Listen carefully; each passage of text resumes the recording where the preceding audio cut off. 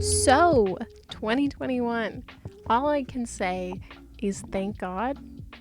Okay, no, I'm not going to say any more on the matter because I think we all feel exactly the same way about 2020, which is thank God it's over. Remember when we thought that it was going to be all, like Flapper Roaring 20s vibes? Oh, jokes. So funny. Anyway, 2021. It came faster than I thought. Actually, no, that's a lie. It's been like 20 million years in 2020. But it came faster than I thought in terms of like it was suddenly the 23rd of December and I hadn't planned anything in my bullet journal for the new year. And I was like, oh shit, let's get going on that, shall we, Juliana? So here we are.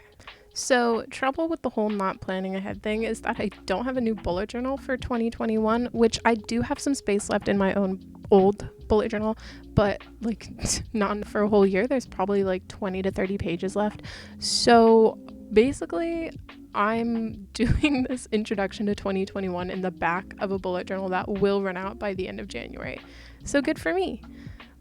But we will proceed regardless. And now we're well past the first page, but that was just the cover page, and honestly it turned out kind of ugly, so that's probably fine. Here we're moving on to the actually interesting spreads for the new year. The first of which is books I read in 2021. I'm really excited for this spread. I do it every year.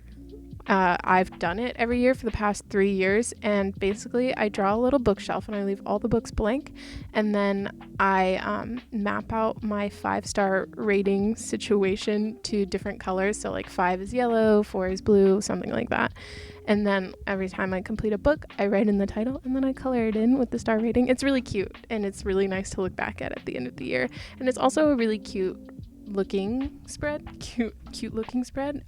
nice and doodly and fun to make. So because I got to add like a globe to the shelf and add details to the books, which you'll see in a minute.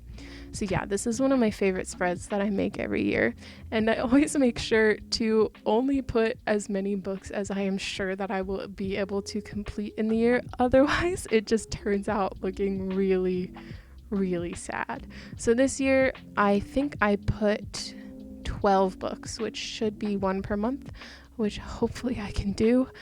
Once upon a time I read 70 books in a year. I think that was 2017. Pat on the back for past Juliana, but you know, college, so we can't manage that anymore. But yeah, that's that spread. I'm really excited to start filling that in, and at the beginning of every year I always feel like, oh, so inspired to read books. So like hopefully maybe in this like month that I'm waiting to go back to college because it was delayed, etc., I can like slap out some books from my like 100 books on my TBR shelf that have yet to be read. Also, by the way, go buy books from me. Look at my last video. Please take them off of my hands. I'm selling them very cheap. And now we're like 2 spreads past where I'm supposed to be describing. Okay. And then the next spread that I did that is gone now is a YouTube video ideas spread. That's not very interesting for people who don't do YouTube, so like whatever. But I just found that it was nice to have some space in my old bullet journal where I could like stick a post-it note of like a random video idea I had. So I added that in and left it blank so that I could use it at will. Because also there always comes a time when it's like Tuesday or Wednesday, and I usually post videos on Thursday, where I'm like, what kind of video do I make? And I like have no thoughts, head empty in my brain, because I'm also a college student. So it's just helpful to have a list of ideas to come back to. Yeah. And then after that, we moved on to my future log. This one is like your classic bullet journal from the original bullet journal system, which, by the way, there's like a whole system behind it. I don't know if you know this because now it's like this whole trendy thing, but like there's like a whole system behind it. It's really cool.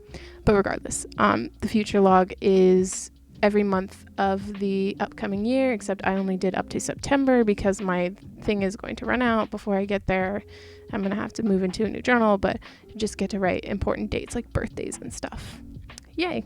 And then we move on to the very last spread of my 2020 setup. I didn't have like that many spreads that I felt were essential for my year of 2020. Oh my God, I said 2020. That's cursed. 2021. Okay, this is 2021. Anyway, moving on. I'm losing my marbles.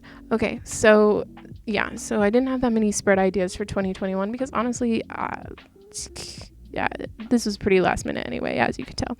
But the last thing I wanted to do is like put some goals / intentions down for 2021. And I didn't, New Year's resolutions don't usually work out as a general rule, so I didn't want to make it anything too strenuous. And I also really don't like to like make the goals public because I don't know, it feels like too much pressure or something.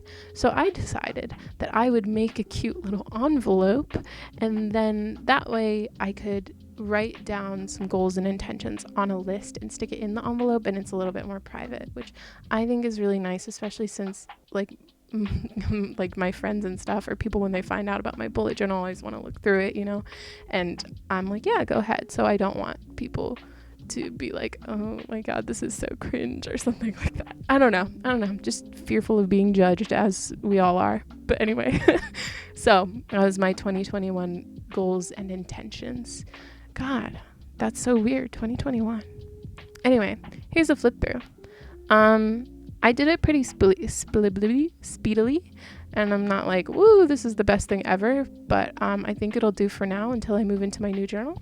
And yeah, thanks for watching. I'll see you in the new year. Bye.